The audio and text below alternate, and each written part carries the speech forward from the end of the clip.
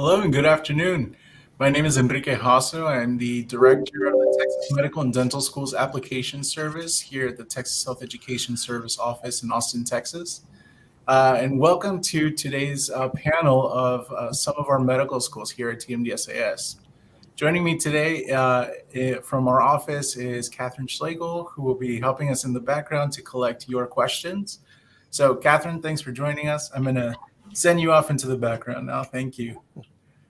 So as you have any questions for our panelists today, please feel free to drop them into the chat on Facebook, on YouTube, or on Twitter, and we'll collect those and address the questions as they come in. So this is your time. We're all here for you and your questions. But before we get started, let's meet some of our panelists. So we'll get started here left to right, starting with Dr. Brandt. Good afternoon, everyone. My name is Paul Brandt. I am the interim Associate Dean for Admissions at Texas A&M now School of Medicine. We generally admit about 200 folks per year. For those of you who don't know, Texas A&M is one of the largest universities in the country. We have about 69,000 students. And we look forward to hopefully interviewing you this fall. Enrique, back to you. Thank you. Next is Dr. Rubin. Good afternoon, everybody. I'm the chair of the admissions committee at UT Southwestern in Dallas. I'm a professor of internal medicine, and actually I'm just the chair of the committee. We don't have a dean of admissions, and look forward to trying to answer all your questions. Thank you. Dr. Kennedy. You're on mute, Dr. Kennedy. I'm muted. Now I'll talk. My name is Mike Kennedy. I am the Assistant Dean for Admissions at the Texas College of Osteopathic Medicine. So here at the UNT Health Science Center in Fort Worth. And I want to thank you for coming today and thank TMDSAS for hosting this. Thank you. Dr. Perry. Hello, good afternoon, everyone. Cynthia Perry. I'm the Associate Dean for Admissions and Associate Professor in the Department of Medical Education at the Foster School of Medicine. We are part of TTU HSC El Paso, and I'm excited to share information about our institution, our academic program, and help everyone out that is joining us today.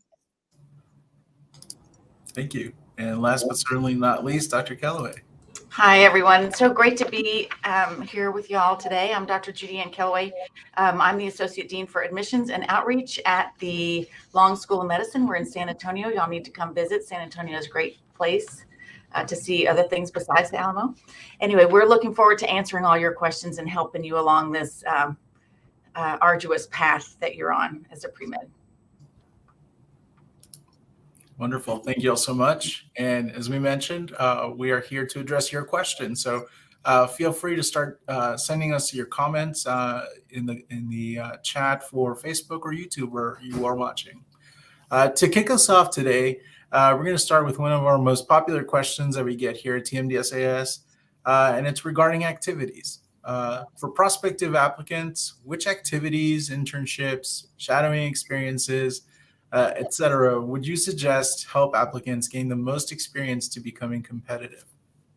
So I'll let the most eager to answer that jump in first.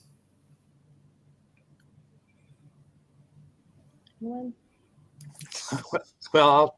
that's a very broad question, and I think a sort of relates to this concept of a holistic approach to applications. There are many different aspects. I think we can go on and on about specific activities, but I think what we look for is sort of the depth and breadth, or rather the depth of the specific activity, as opposed to somebody spending an hour or two, here and there and not getting any true experience, and how that, you need to think back, reflect how that may impact your either interactions with other individuals or an experience that touches you that might relate to medicine. And that could be quite broad. It might be, being part of a team in an activity, for a volunteer group, or it could be,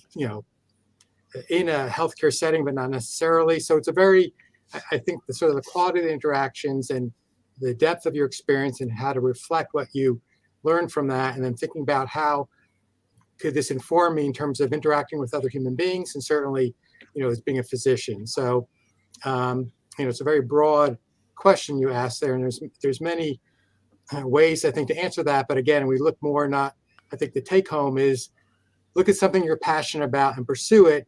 And we, as you talk to one committee, our committees are very broad. There's different perspectives. There's different perspectives on each committee.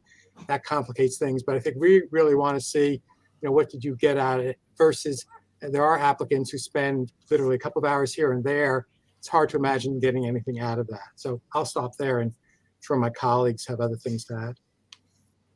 I would like to add that a couple of things. First off, I agree, depth is critical.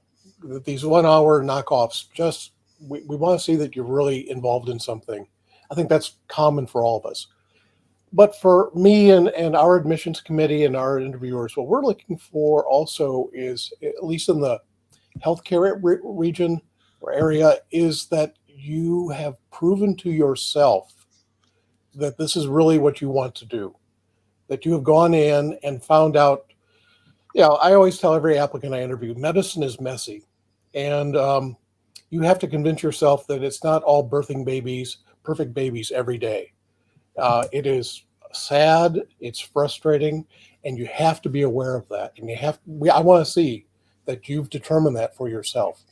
So that's some of maybe if you will, a little bit of the darker side of the admissions process. But it's important that you know who you are and what you want.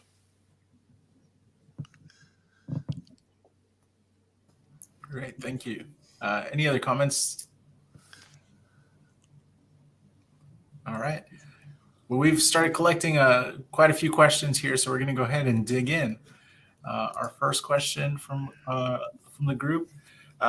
My question concerns out-of-state admissions. From my research, the numbers I've seen for admitted out-of-state students hasn't been particularly encouraging. Are non-Texans encouraged to apply? I'll get us started on that. So we are regulated by the state of Texas to limit out-of-staters to 10% of our student enrollment. I'm going to speak for Long School of Medicine and let other people either thumbs up or change the message, but we love our out-of-staters, and the out-of-state students that we get bring all kinds of new diversity from their experiences and their backgrounds, and we think it's a good thing. And so at Long School of Medicine, we will fill our full 10% and sometimes even a little more, but don't tell the senators, right? Don't tell the legislatures. But anyway, we do love our out-of-staters. And I think that there are some people trying to work on changing that metric, which personally I think is sort of an old, that law is when people weren't so mobile. And now our Texas residents go elsewhere, and people from, we see applicants from all over the place. So yes, non-Texans are encouraged to apply. Just speaking for TCOM on this one is that we like non-residents for many of the reasons Dr. Kellaway talked about. They have a new perspective to come in. They enrich the class. They're very strong students. Usually for us, particularly, they're interested in our school sometimes very specifically when they apply. So some of these students may apply specifically just to select out-of-state Texas schools they're interested in. But I think it's worth applying. There's not that many out-of-state applicants that apply to TMD SAS to begin with. And 10% of the spots that are available in Texas that say we're all state schools here, that's still a lot of numbers. Seats here available potentially you have a chance to get into, and we're certainly looking at people that may want to make Texas their home, but I think that's have some ties to this community somewhere in the state. So we're always have a little bias there in our process. But again, we've had students from Alaska, we've had students from Maine, from all points in between, the Midwest, other parts of the South and the Rocky Mountain region. So we're always excited to bring them there. I would add too, and then there's another question later on about this, any recommendations for out-of-state applicants. We do, because we recognize that we have a limited number of seats for out-of-state students. So accordingly, we only set aside a number of interviews for out-of-state applicants. So I think more than anything else, for those that are not Texas residents, it's really important to get your application in early, because we do screen those separately and consider them for a separate number of slots. So for us, we usually invite the majority of our out-of-state applicants earlier in the cycle. And I understand it's a very competitive pool for those that are out of state, but I would echo that we really do like our out-of-state applicants, and definitely we always fill that quota that we have. We just dropped a link into the chat for you to visit the statistics dashboard that we've created, where we've captured the past 10 years of admissions data for all of our medical schools. And you can actually see how competitive you are as an out-of-state applicant by taking a look at that dashboard. It's fully interactive, so you can look at GPA, look at MCAT scores, across the board, and kind of see how competitive you might be among the out-of-state pool. But most importantly, you can also see the numbers that this group has been referring to, and those do include all first-year medical students. So that would include MD, PhD students. So you're going to see some of those groups included on there as well. But it's a really helpful tool if you're out of state, to kind of see where you fit along that group. All right, so let's dig into our next question here. This is from Angela. For the schools that are doing fully virtual interviews, are there any opportunities to speak with medical school students or visit the campus? And before we jump into that, I have to ask, for this next application cycle, how many of you are continuing all virtual or perhaps going all in person? So let's start, all virtual. Okay, and any in person? Excellent. Actually, I have to qualify. One of our groups is doing all in person. Great. MMed is doing all in person. Mhm. Yep. And of course, here we're only seeing a sample of 5 of our medical schools. You ask 13 medical schools, and you're going to get 13 responses. So now that we kind of are aware of the makeup of our panel here, for those doing fully virtual interview activities, what opportunities are there for students to visit with students?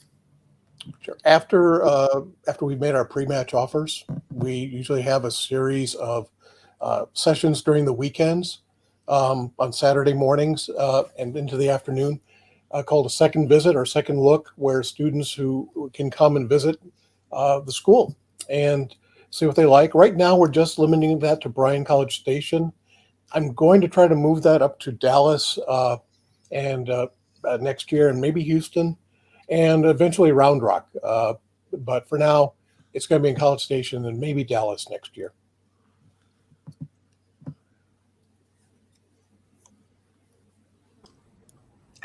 I'll go ahead and jump in. Is that okay? We're going to have, we opened our campus visit program last October in the cycle. Didn't have too much activity until after, but we will have campus visits for anybody who wants to visit our school. So whether you're a pre-med or you're in the cycle and haven't been invited yet, or you have been interviewed or even accepted, you're welcome to come to a campus visit. In the upcoming cycle, always, that will continue.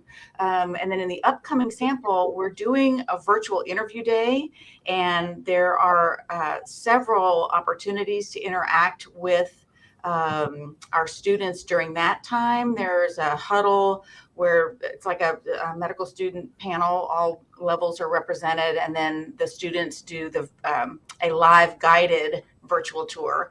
And then at the end of the day, there is a chance to go visit with some organizations, kind of like a mini fair, a mini organization fair. But we're also, so that's the virtual interview day. We'll also have twice a month invitations to people who have interviewed to come have our famous pasta bar lunch and, you know, have a live tour and visit it's a nice luncheon hosted by our faculty and students. So we've, during the pandemic, things have changed. There's lots of things we've learned about in our processes. So we used to have a day and a half visit during interviews. We've changed that. We'll continue to have virtual interviews. Part of it just being equitable for people, various finances, to have the same level field in terms of opportunities. We thought it was unfair to, you know, some can visit, others couldn't, in terms of the formal sort of interview process. So we'll continue to have virtual interviews. During that session, though, it's at Saturday morning, so it's a 4-hour session. You'll only be interviewed by 2 faculty members for half an hour each. So the rest of that time is what was already sort of addressed. We'll have small breakout sessions and other sort of more intimate interactions with other students and so forth. What we've switched to, though, is we'll have formal, as was alluded to, second visit. So for those who are offered admission, we will have a very specific programming of on-site tours and visits to our facilities and so forth. But those now will be restricted to those who receive offers of admission. You're always welcome to call or to contact the admissions office to have more informal interactions or visits, but there will not be an organized program outside of what I just mentioned. So. I would say that during our interview process, which the virtual one, we do set up an hour during the lunch session for you to visit with our students. We have a student panel of maybe M2s and M3s that are of about maybe 6 or 7 folks to give you a sense of what the students think of the school. Great, thank you. And so our next question is going to Dr. Kennedy. Unfortunately, you are the sole representative for early decision programs, so this question is going strictly to you. For schools that participate in early decision programs, is there a set number of seats or interviews versus normal cycle applicants? Zachary, I can only speak for us. We don't have a limitation on number of seats, interviews, or acceptances that can come from early decision. I'm going to guess to say the other programs are probably pretty similar, although I probably can't really be sure about RGV because it's a small class size down there. But we've never had a limitation. If you're very interested in a particular school and you want to show that is the case, certainly you can apply early decision. Just be sure to indicate in your application why you think that school specifically is your school, the end all be all medical schools to come to. I think that's an important part on at least on the receiving end of an application, what we would like to know. I think that's a major factor with all other factors being considered. Great, thank you. And of course, University of North Texas Health Science Center, TCOM, is one of 3 member institutions that have early decision programs. And as we mentioned, if you have questions about early decision program, please visit our website. We have some information on there to kind of walk you through what that process would look like. We're going to go ahead and segue a little bit back toward GPA and conversations about being competitive applicants. Based off of some of the questions here. So here's one from Manusha. Hi, thanks so much for doing this. We really appreciate your time. What is your advice to lower stat applicants who might fall below your median MCAT or GPA? I could jump in on this one. So I would say really think about the individual programs and mission alignment. If you feel that maybe based on your academic metrics, you think that you're, not as competitive as your peers, I would say there's a ton of other ways to distinguish yourself and really focus on that. We're looking, again, we talked about holistic review, and the metrics is just one component of what we're looking at. And for us, that's really a preliminary consideration, right? Do we feel like you meet the threshold to be successful moving forward and be a successful medical student? And beyond that, we really want to see who you are and what your story is and how you'll fit within our program and within the class that we're building. And so I think there's a lot of other ways to work on how to distinguish yourself as far as making yourself competitive. Because from our perspective, competitiveness and a holistic applicant isn't just about the numbers. So it's about your experiences and what else you bring to the table. Yeah, it's an interesting question. Dr. Perry touched on it quite well.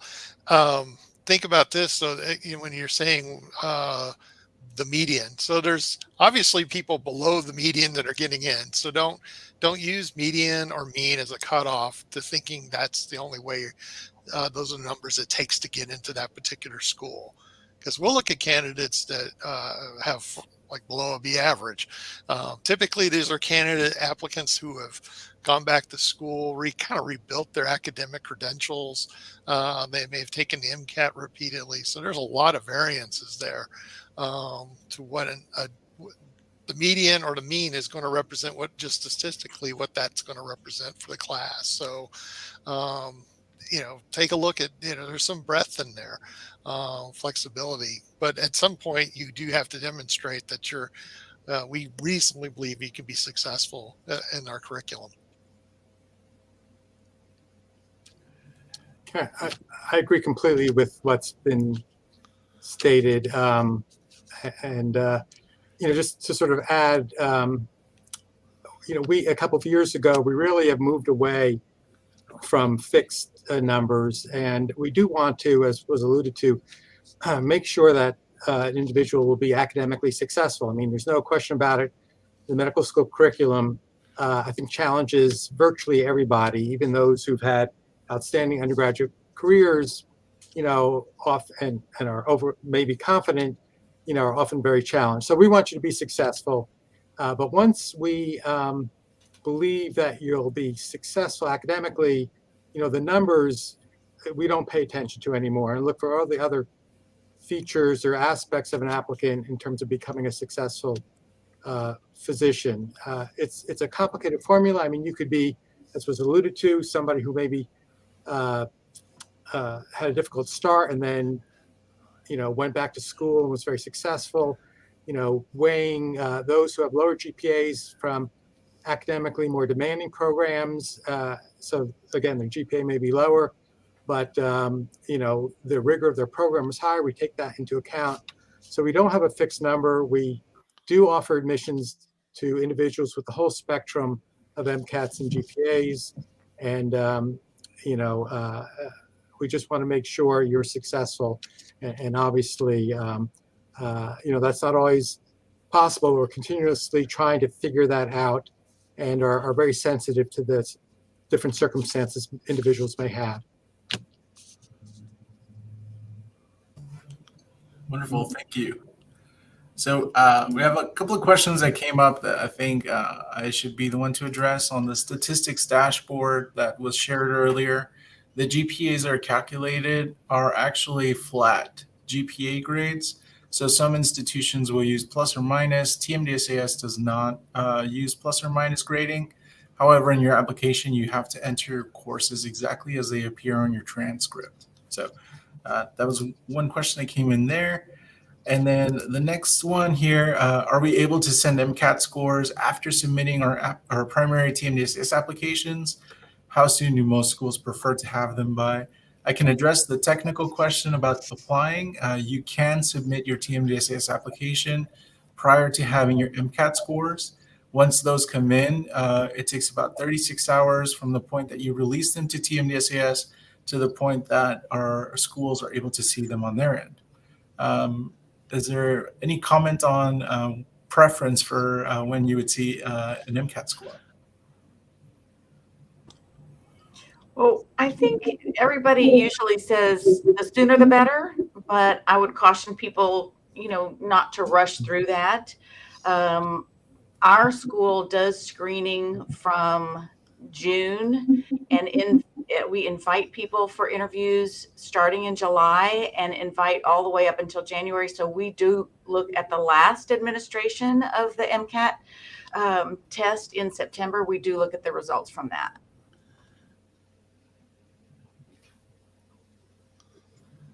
Thank you. And in a similar vein, of course, now we're getting a ton of MCAT questions. How do admissions committees view multiple MCAT scores?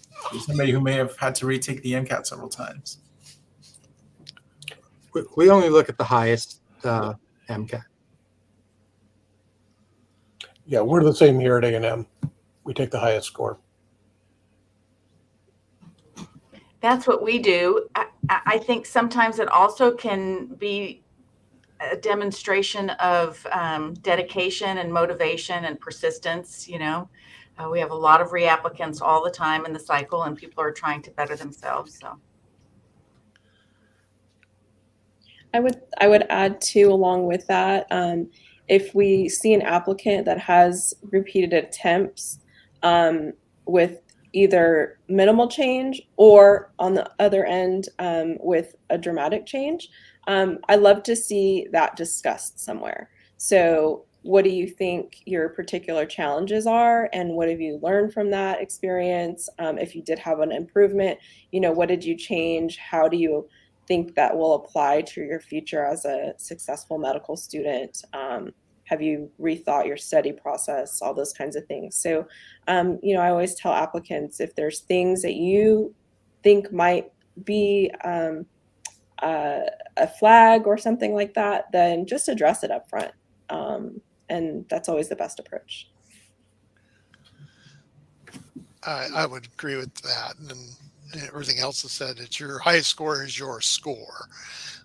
We do have the history, and sometimes, yes, it does show persistence if you're continuing to work to improve. And it's telling us your strengths and weaknesses, kind of giving us a parameter of where you kind of lie in that. Just what it is a standardized test score. I mean, there's going to be you want to do your best on that. We have scores in I would say it's much more, I assume a lot of you have the same thing.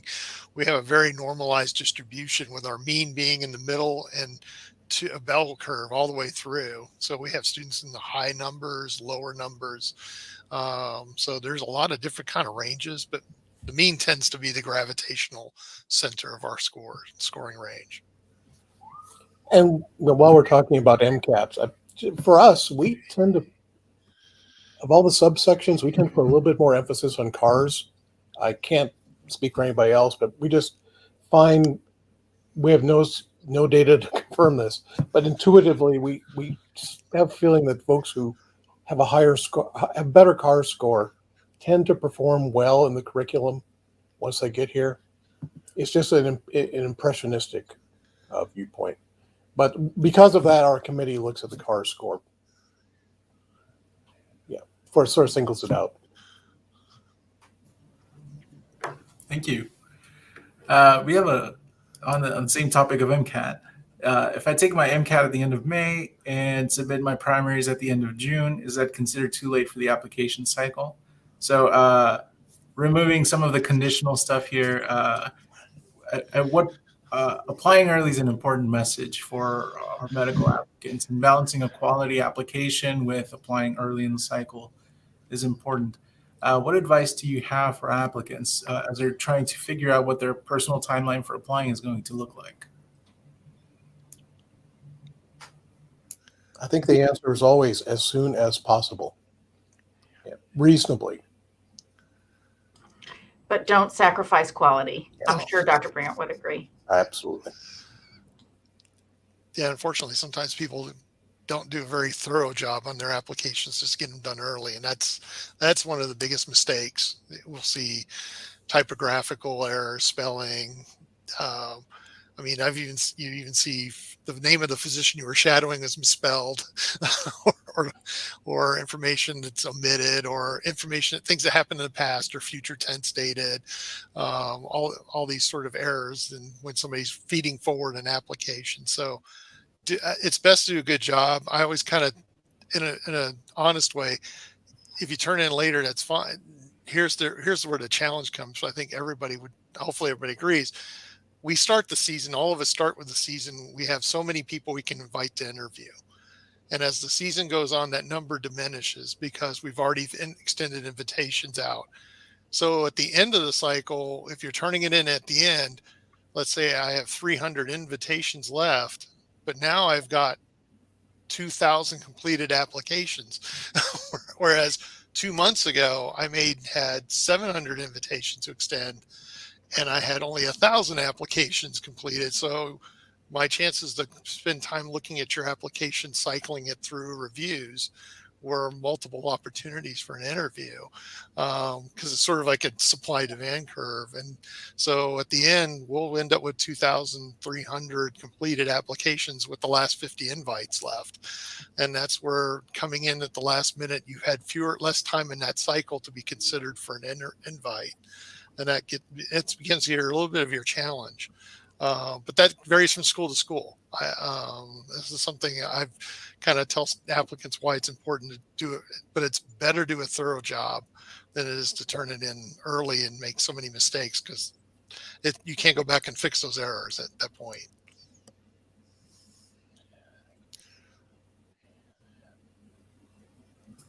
So we're going to shift gears a little bit and talk about our re-applicants, folks who have previously applied, perhaps didn't get in, and are now looking to reapply to medical school. So our first question here is from Christopher. As a Texas resident and reapplicant, is it encouraged to apply to every program in the state or just a select few? While y'all fight on who's going to take that one, I do want to remind everyone out there, TMDSAS uses a flat rate application fee. Whether you apply to one or all member institutions, you pay the $200 application fee. So, And I think you just hit on it right there. And you've got, 14, 15 options. You should use them all, especially with virtual interviewing. It's so much of a benefit to the applicant now. So. And it's such a great value. I think when we're looking at other application services, $200 sometimes doesn't even cover the fee to send your application to an additional institution. All right. So next question regarding reapplicants: is it generally encouraged to rewrite the personal statement? I don't plan on submitting the exact same essay, but my motivations are largely the same.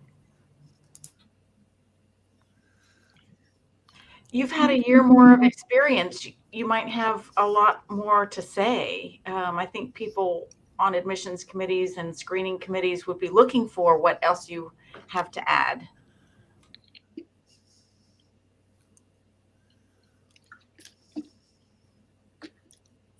I also think it's an opportunity for self-reflection and see, read your prior statement and maybe show it to somebody, in your pre-med committee or a faculty member or coworker, depending upon your circumstances.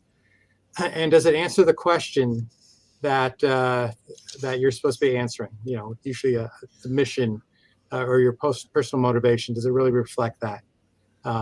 And depending upon your conclusions, will answer the question: do you need to modify it, or how much you should modify it? I think generally with all of our reapplicants, you should take every opportunity to improve any and all aspects that you can. And, it's an extremely competitive situation. And so why leave anything on the table? I would say, any aspect of the application is fair game. And if you have any area that you can try to improve, I would suggest trying to do that. And so that includes essays as well.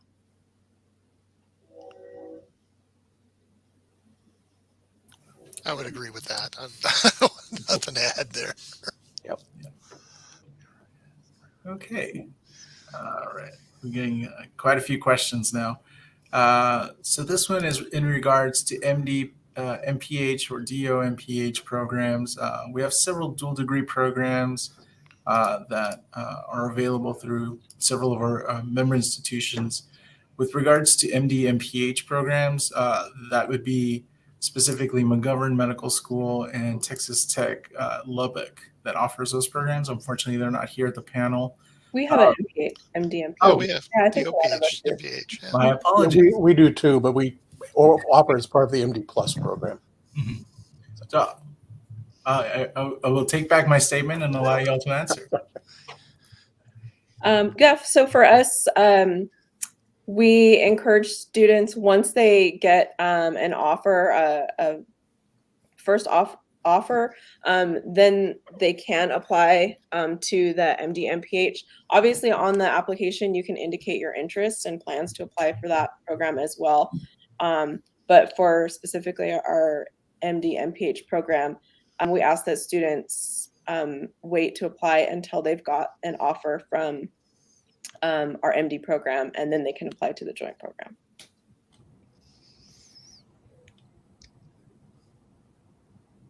That's what we do as well. We use the SOFIS, the School of Public Health Application Service. It's a centralized service. That the deadline, I'll just say this also, the deadline for that is in April, but we sort of ignore the deadline because we know there are going to be some offers out of the wait pool, and those, people interested are also eligible at that time. Yeah, and I'll add that we do it the same way. You apply to the MD program, get admitted to it, and then you have the option of asking to enroll in the MD Plus program, and that's where it's a whole bunch of different master's degrees. MPH is one of them, where you will you have your choice of either deferring for a year before you start med school to complete that program first, which is what most folks do, or sometimes after the pre-clerkship component of the curriculum, students will take a year off to do that master's degree and come back in and start in clinicals.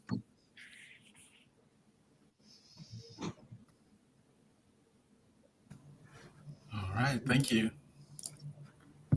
And we have a great question that came in while we were having a conversation about re-applicants. Is it okay to work with a pre-health faculty advisor? Please. I think it's highly recommended to work with your pre-health faculty advisor. So absolutely take advantage of all of the resources available on your campus to support you.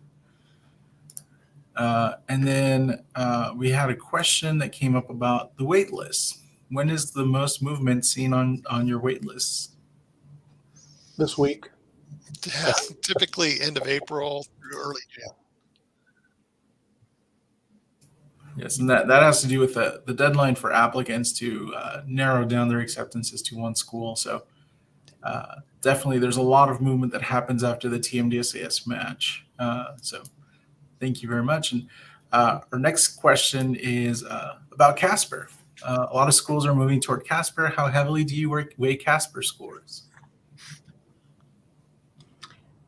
I think the Casper is not a matter of weight. A lot of us, I'm going to speak for us and other people can chime in.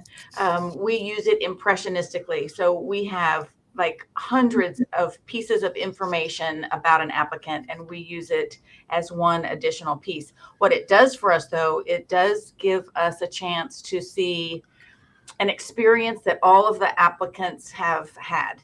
There is a lot of variety in schools and GPAs and majors and things like that. But the MCAT is a standardized experience for everyone. And it's, it tells us about that third very important part of holistic review, which is your personal attributes. So I would take it seriously and do your best.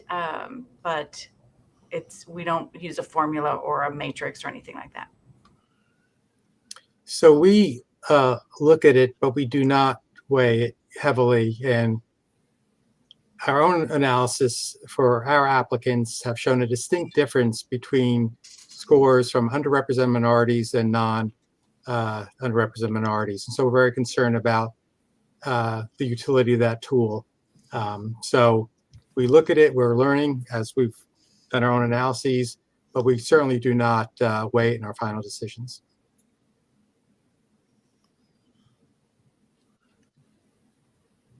Same for us. It's impressionistic. A very negative score does tend to get our attention, but really it's just impressionistic.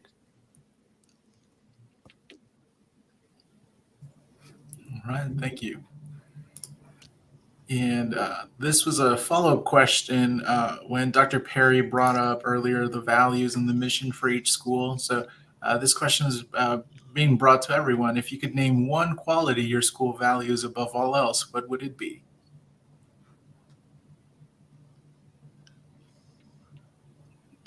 Now the tables have turned. You asked this of applicants, and now the tables are turned. You know, I don't think there's an answer. You know, at the end of the day, to cut through everything, you can ask yourself the question, would you want this individual to take care of your beloved family member and work with this person endless hours or not? And I think that sort of gets through to what we're trying to get to. You know, who's going to be a great physician? Who would you want to take care of you if your life or your loved one's life was on the line? And there's many factors that go into that. So I can't come up with one quality. It truly is a sort of a broad approach with multiple people looking at the same question and issue, and for us coming to a consensus. I think that's a great answer.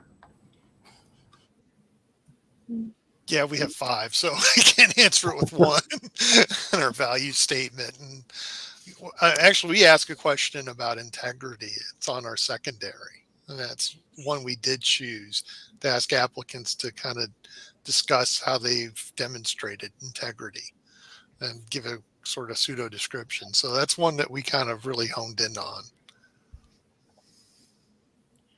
I think I would say for us, it would be service. We have a huge focus on our campus about community engagement and being a resource to the community. And so we look for that kind of same characteristic in our applicants and our incoming students, and just wanting to kind of be a part of that mission. For A&M, we have our Aggie core values, of which there are 6 of them. And if you want to boil it down to, we can't boil it down to one, but if you had to, it would be integrity and honesty is probably the most important thing. If you had to boil it down. Great, thank you. And we've got a question here that's actually coming from the TMDSA support team. This is a question we get very often. And so we're going to drop this as a banner. Will a misdemeanor or academic dishonesty show flag in my application and prevent me from getting interview invites? So when an applicant discloses misdemeanor or academic dishonesty in their application, what does the process there look like? It can.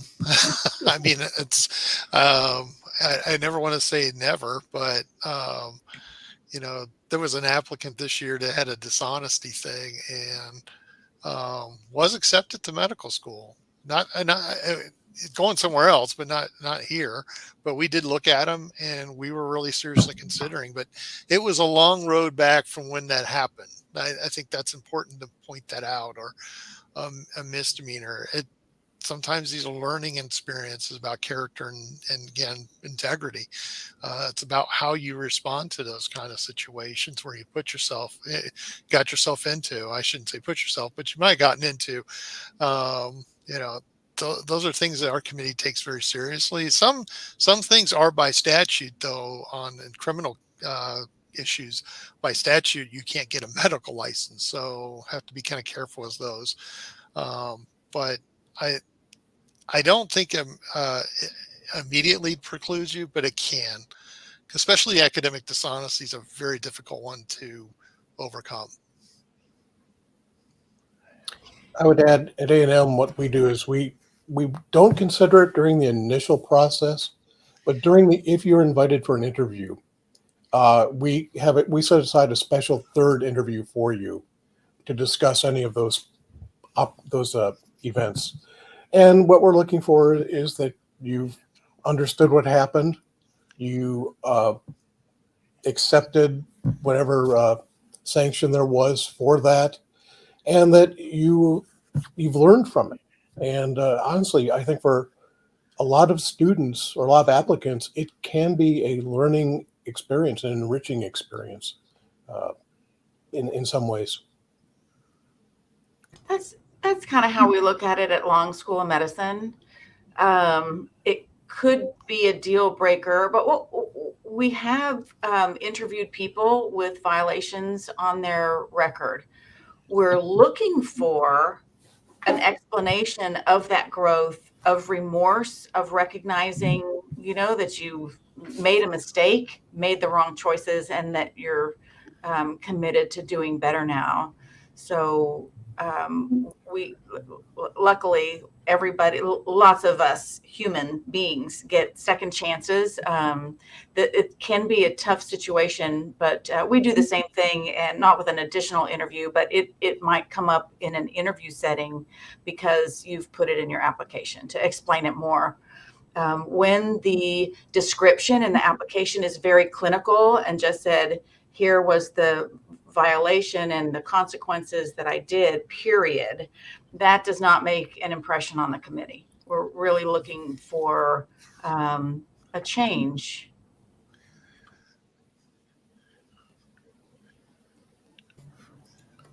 Well, thank you for that. We had a follow-up question with regards to acceptances. Here's one of those. I heard from a friend that schools will still offer acceptances up until orientation. I think this is a follow-up to the question regarding the movement on the wait list. Is this a rumor or a myth? No. Nope, literally until the day the class starts. Yep. All right. And we are pretty caught up here with questions. Let me make sure we haven't missed anything yet.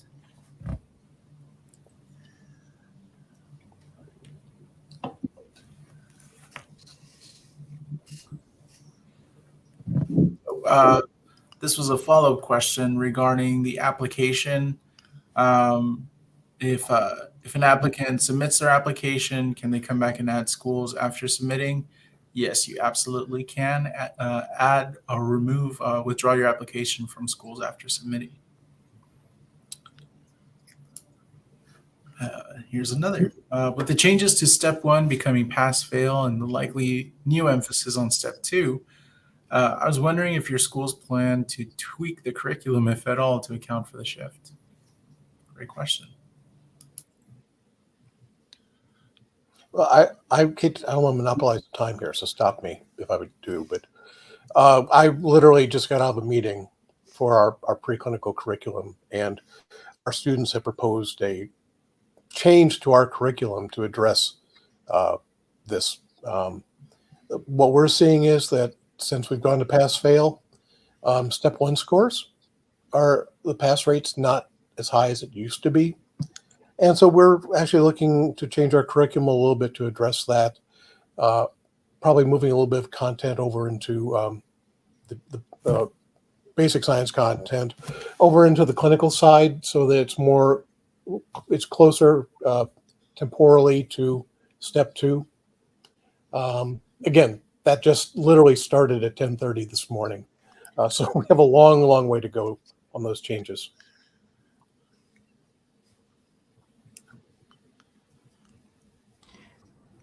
I could say, I think the one thing that we've done is explore more opportunities for students to set themselves apart. And so we've expanded our options for different types of distinction programs that we offer. So the students not only are having more of a personalized experience, but have different ways of distinguishing themselves moving forward for residency applications and those kinds of things. So that's something that we've done.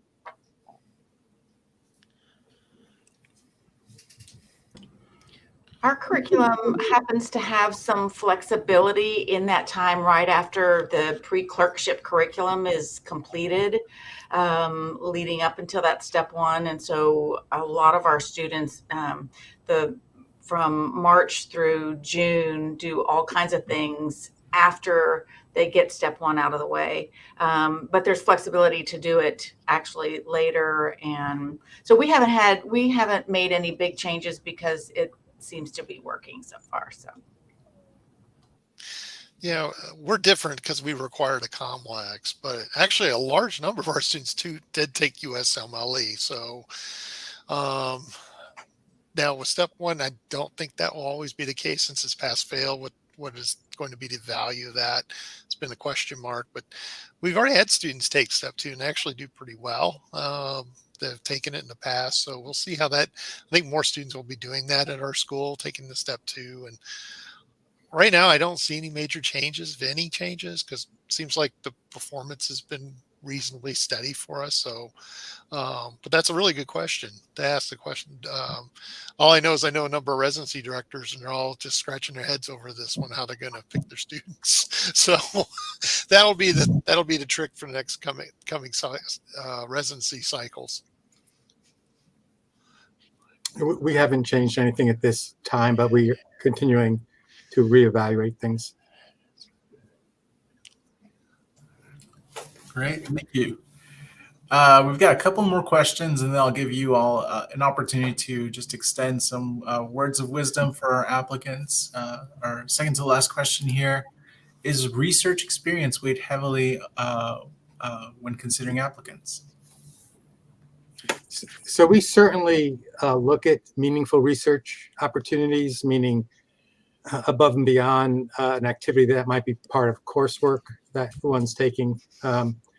But it is not a requirement of what we review applications. And if there's no research, it's not nothing's taken away from the applicant.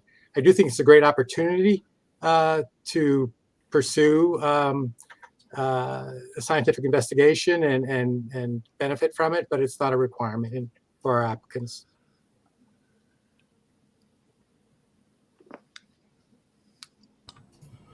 we love research. Oh, I'm sorry. Did I interrupt somebody? Nope. Okay. So we love it. It's not a requirement.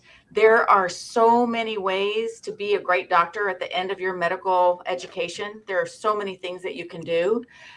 We might see someone with no research, some healthcare, but tons of community service, and we realize that your path might lead you there. And so you might be an excellent physician who works with communities or in public health. Same thing, we might see less of community service or healthcare, but see tremendous work in research. Well, that's going to be your thing, maybe. You're going to be an excellent physician who does science and discovery. So it's sort of individualized. We don't need, we don't need to see all the boxes checked or anything. Where we consider it part of your individual path. Yeah, we're very much like what Dr. Kellaway said. And I mean, there are going to be people who bring in research to the table because they really enjoy it. So, and that's important. I would really encourage undergraduates, if you want to do research, or if you're a graduate student, do it because you love to do it. Don't worry about if it's going to get you into medical school, because we're interested. When you get excited about something, if it's a service activity or shadowing or research, it shows up on your applications, particularly or on your interview day or throughout the time you're interacting with us in the process. And that's what we really want to know. What is the thing that excites you? And then that's the part where we try to figure out, hey, are you a good fit for us with that excitement? Can we see that being here in our campus and growing that out? I'm going to sneak one more question in for Dr. Calloway. Could you explain the secondary video interview for Long? Yes. Okay. So we don't really call it a secondary. So no secondaries from Long School of Medicine. We do ask everybody now to do the SOVI, the standardized one-way video interview. We use a platform called SparkHire. This arose because every week at committee, many times people would say, this is a wonderful applicant. And the other committee members would say, I'm so sorry I didn't get a chance to meet this person and talk to them. And this standardized one-way video interview is a way for everybody to sort of see you in action answering two simple questions. I love the second question because without exception, people light up because I think we ask something like, tell us some accomplishment of which you're most proud. What's your proudest moment? And so people just beam and tell us about that. That's always a fun 2 minutes to listen to. And I can't remember the other one, but it's very standard and it's not a secret. I can give it to you if you're interested. But that allows all of the committee members to see everybody again in another standardized situation. And almost without exception, it adds a positive piece to the person's application. We let you look at it and look at all of the intro and information and preparation advice first. And you can do it then, or you can come back. You can come back in 2 weeks. You can come back with notes. We just want a little bit of a prepared answer. We just kind of want to see you in action, for those of us who missed you at the interview. Thank you. And since Long doesn't have a secondary application, but the other schools here do, any advice for applicants as they complete the secondary application for your school? Ours is pretty straightforward, so I don't know if there's any particular advice for you. But I told you earlier there's an integrity essay at the end. I would take time probably to look at that and think about a response to it. It's optional. Certainly, if you don't want to fill it out, that's fine. But if you, some of our committee members are always kind of interested to see what you would write down there. So you might want to take a little bit of time on that one. And on our secondary is similar to that. We have an integrity-like question at the end. It's not optional, and a lot of our folks on the committee take it very seriously. But the other thing the main point I want to say was, don't rehash your primary essays in your secondary essays. They should all be unique.